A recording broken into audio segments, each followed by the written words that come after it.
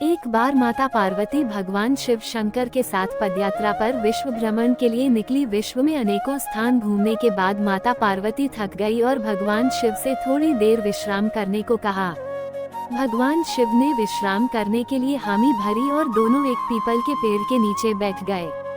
थोड़ी देर बाद भगवान शिव अपनी करवट बदल कर लेट गए, लेकिन पार्वती माता की निगाहें उन चींटियों की कतार पर टिकी थी जो एक स्थान से दूसरे स्थान पर जा रही थी और चींटियों के बीच रास्ते में पड़ा था एक रेंगने वाला कीड़ा जिसे चींटियां निरंतर काट रही थी।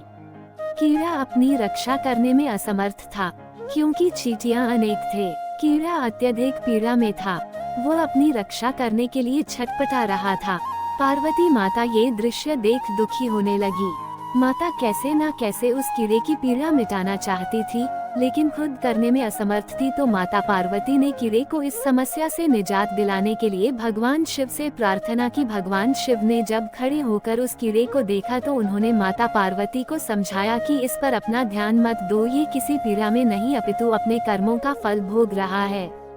लेकिन पार्वती माता अपने कोमल हृदय से इस कठोर और पीड़ादायक दृश्य को देखकर काफी दुखी थी।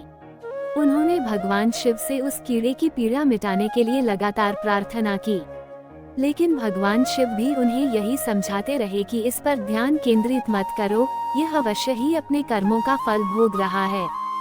भगवान शिव ने इस समस्या से छुटकारा पाने के लिए माता पार्वती को वहां से कहीं दूसरे स्थान पर चलने को कहा, ताकि उनका ध्यान वहां से हट सके। लेकिन माता पार्वती ने भी हट जिद कर रखी थी। वह बोली, जब तक इसकी पीड़ा नहीं मिटेगी मैं यहाँ से नहीं जाऊंगी। अब भगवान शिव को त्रिया हट के आगे मजबूर होकर उस कीड़े की पीड़ा मिटानी पड़ी। भगवान शिव बोले, पार्वती ठीक है, मैं इसका कष्ट मिटा रहा हूँ, अगर बाद में ये कुछ गड़बड़ करे तो तुम मुझे दोष मत देना। माता पार्वती ने कहा, ठीक है महाराज, पहले आप इसका कष्ट मिटाए।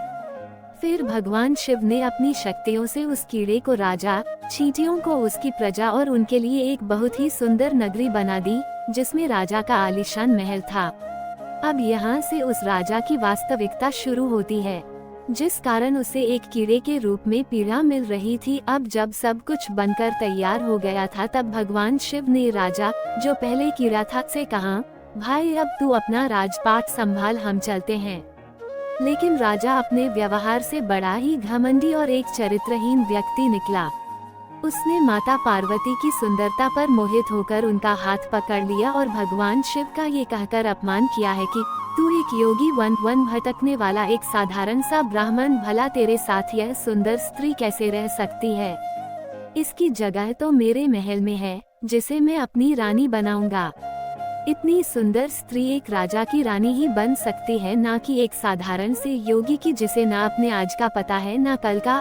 अब मेरी बात सुन और यहाँ से चुपचाप चला जा, ये तो मेरी रानी बनेगी।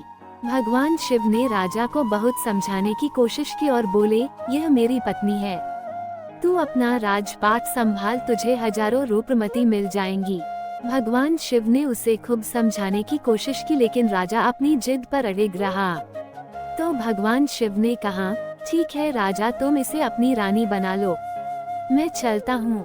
ये बात सुनते ही माता पार्वती भगवान शिव के चरणों में गिर गई और बोली, स्वामी आप मुझे इस दुविधा में छोड़कर कैसे जा सकते हैं?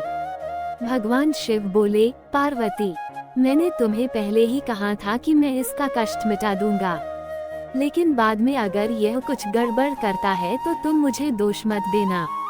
माता पार्वती, हे नाथ मुझे क्षमा करें जो मैं कर्म सिद्धांत को नहीं पहचान सकी। अब मैं समझ गई, ये घमंडी और चरित्रहीन मानव अपने पिछले जन्म के कर्मों का फल भोग रहा था।